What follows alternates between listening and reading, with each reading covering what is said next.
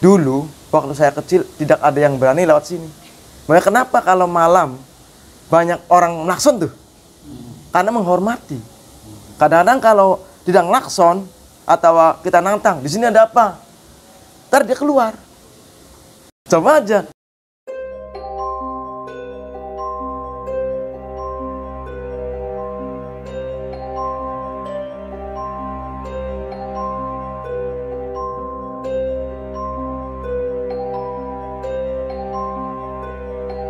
Tuan Laras.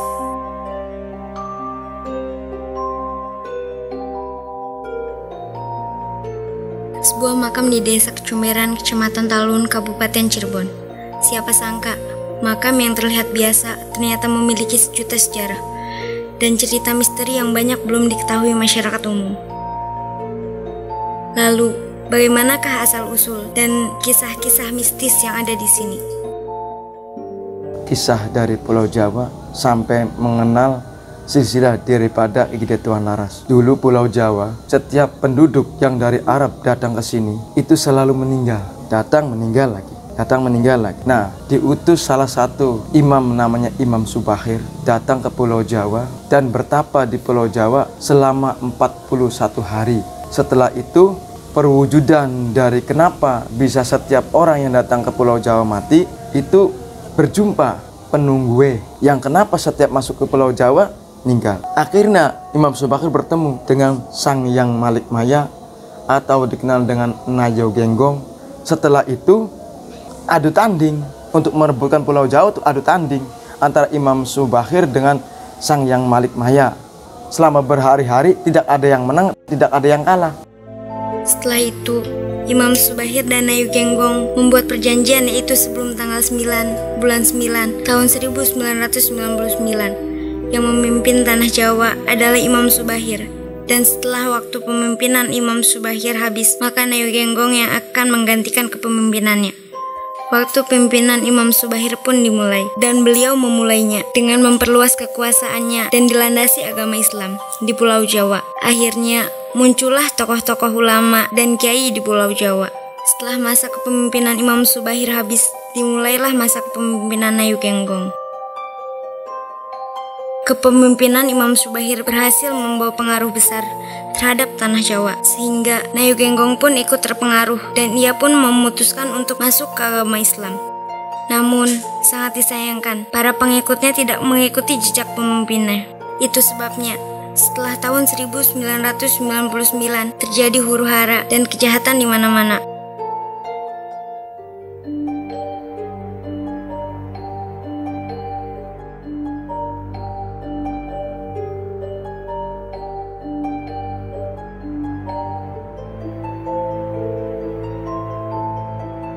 Dari sekian banyak murid Imam Subahir, ada salah satu murid yang bernama Igede Tuan Laras.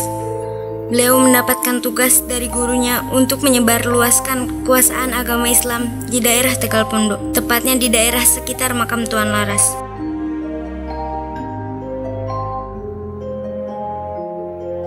Lantas, kejadian-kejadian mistis apa saja yang pernah terjadi di sini?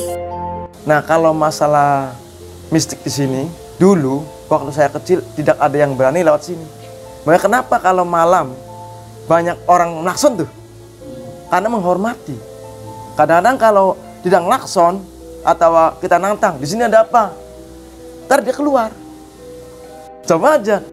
Itu yang menjaga supaya keutuhan di sini itu tidak terusik dengan tangan-tangan jahil. Kalau tidak ada hal-hal yang gituan, tangan-tangan yang jama orang itu akan merusak. Mulai di sini nggak ada ayam karena dilindungi. Hal-hal yang najis itu nggak ada. Mungkin orang-orang yang jahil yang kesini. Tapi kalau makhluk-makhluk yang model ayam nggak ada di sini.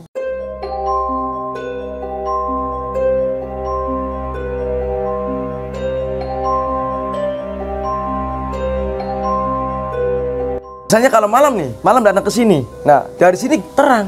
Tapi kalau dari sana gelap. Banyak orang yang kalau jarak ke sini setelah tahlil ataupun diam di sini sebentar aja, itu di sini terang kayak bulan purnama. Walaupun bulannya kecil besar ya, tanggalnya tuh tetap di sini terang. Tapi kalau misalnya dari situ ngeliat ke sini, itu gelap, nggak kelihatan. Walaupun nggak ada lampu, lihat ke sana ada orang, lihat tahu.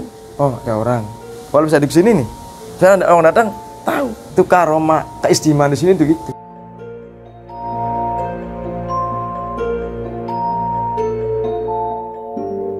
Dulu sih kalau ada musibah itu keliling nangis. Nangis dia keliling di sini. Pertanda kalau bisa ngomong nggak, hati-hati, ntar banyak ada orang sakit. Kalau ngomongnya gitu. Dulu nggak ada TV cuma satu blok satu orang.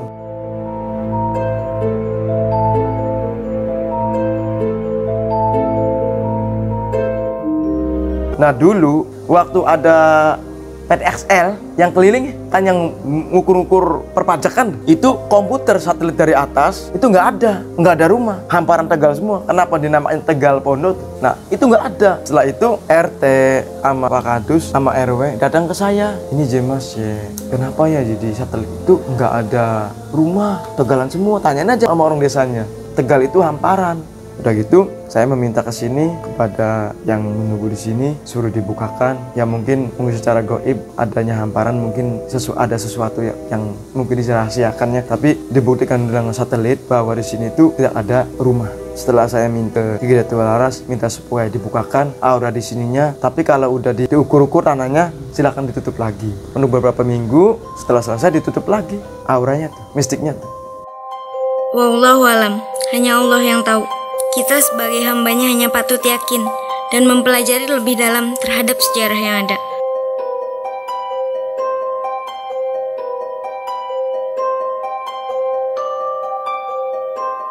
Itulah sedikit ulasan tentang Ki Gede Tuan Laras. Semoga bisa menjadi referensi kita untuk mengetahui lebih dalam tentang sejarah yang ada di Indonesia, khususnya di Cirebon. Sampai jumpa di segmen selanjutnya dengan kisah-kisah yang lebih seru dan menyeramkan.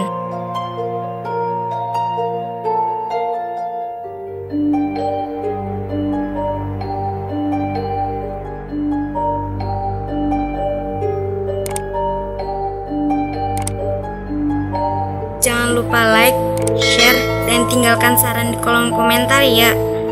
Dan follow juga fanpage kami di Facebook dan Instagram. Oh iya, kita sudah ada podcastnya loh, dan sudah tersedia di Spotify. Kalian bisa cek linknya di kolom deskripsi.